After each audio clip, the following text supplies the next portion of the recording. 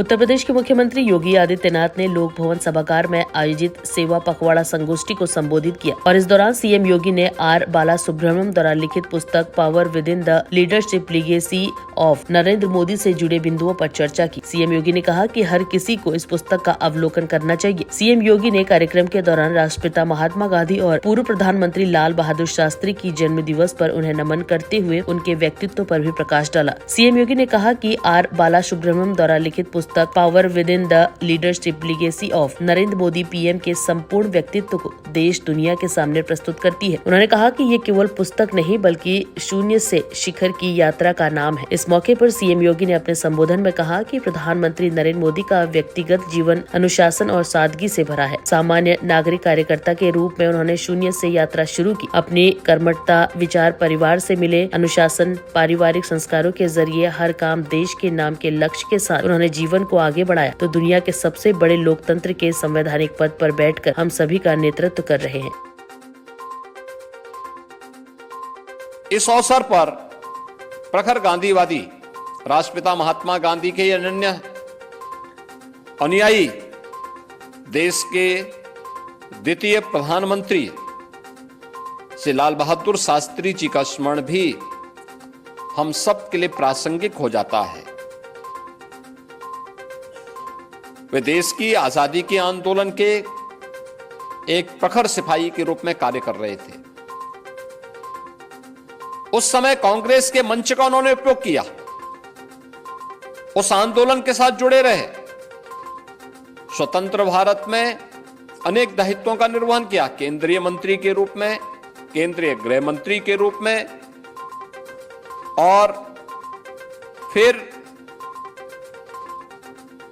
देश के द्वितीय प्रधानमंत्री के रूप में। वे बापू के अनन्य अनुयायी थे तो स्वाभाविक रूप से आचार और विचार में बेहतर समन्वय, आत्मनिर्भरता के लक्ष्य को कैसे भारत प्राप्त कर सकता है, इसके लिए उन्होंने जो आह्वान उस समय किया था जब देश खाद्यान्न संकट से जूझ रहा था। खाद्यान्न के लिए हमें अमेरिका पर और दुनिया के तमाम देशों पर निर्भर रहना पड़ता था। उनके आह्वान के परिणाम स्वरूप आज भारत खाद्यान्न सरप्लस के लक्ष्य को प्राप्त कर चुका है और न केवल अपने देश के 140 करोड़ लोगों का पेट भर रहा है बल्कि भारत दुनिया के तमाम देशों को खाद्यान्न आज निर्यात भी कर रहा है।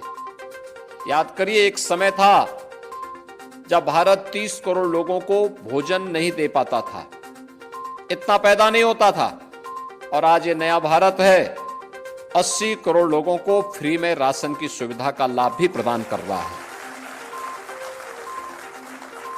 खाद्यान्न आत्मनिर्भरता का यह मंत्र स्वर्गीय लाल बहादुर शास्त्री जी के द्वारा दिया गया मंत्र है।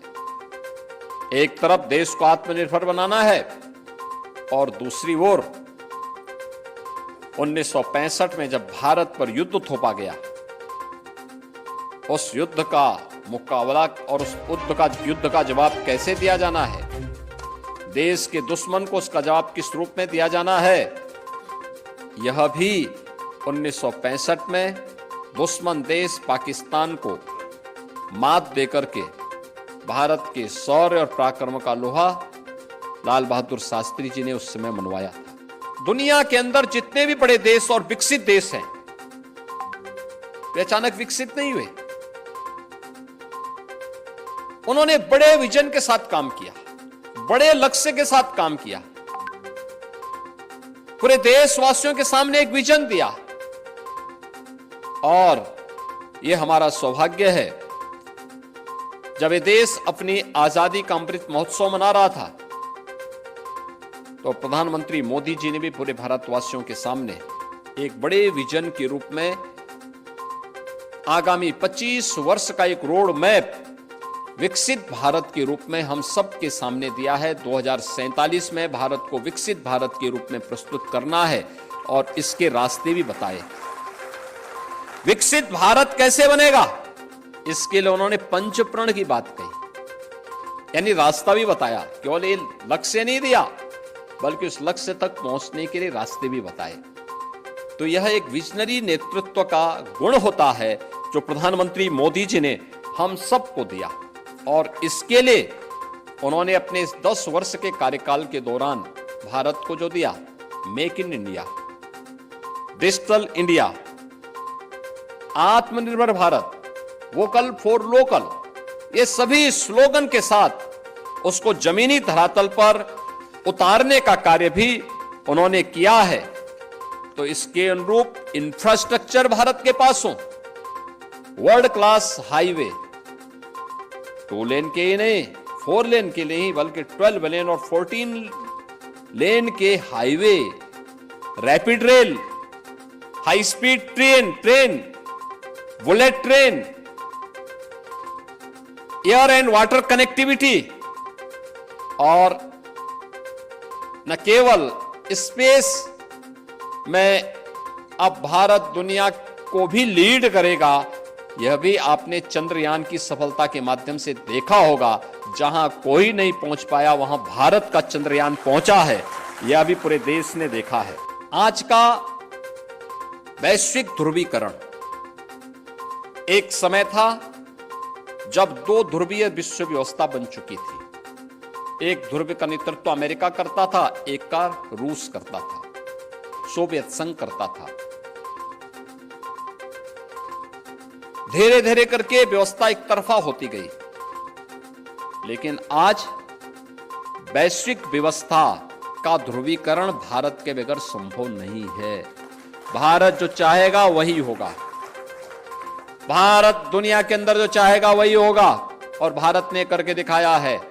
चाहे G20 के सफलतापूर्वक समिट, अब तक के G20 से जुड़े हुए अनेक कार्यक्रमों के साथ मुझे उत्तर प्रदेश के अंदर जुड़ने का अवसर प्राप्त हुआ, और मैं कह सकता हूं इन कार्यक्रमों के माध्यम से हम आज इस बात को कह सकते हैं, ये जो कार्यक्रम भारत के अंदर G20 के हुए, उनमें से अनेक कार्यक्रमों के साथ मुझे, और समिट के समारोह के अवसर पर भी मुझे दिल्ली के कार्यक्रम में भाग लेने का अवसर प्राप्त हुआ। दुनिया के राष्ट्राध्यक्ष आए थे, अलग अलग कार्यक्रमों में अलग अलग तबके से जुड़े हुए महानुभाव आए थे, और जब उनके साथ हम संवाद करते थे, बातचीत करते थे, तो कहते थे साहब जितना सफलतापूर्वक भारत के अंदर ये कार्यक्रम हो रहे हैं, इससे पहले कि किसी भी G20 समिट में इस प्रकार के कार्यक्रम नहीं हुए। G20 समिट दुनिया के उन देशों का ये ऑर्गेनाइजेशन है G20, जिनका दुनिया के 86% संसाधनों पर अधिकार है। ये 20वें देश हैं जिनका दुनिया के 90% GDP पर जिनका अधिकार है, जिनके जो पावर सेंटर हैं दुनिया के, उन देशों के प्रतिनिधियों की उपस्थिति में सफलतापूर्वक G20 का समिट भारत में संपन्न होना, यह भारत की एक नई वैश्विक ताकत का एहसास कराता है।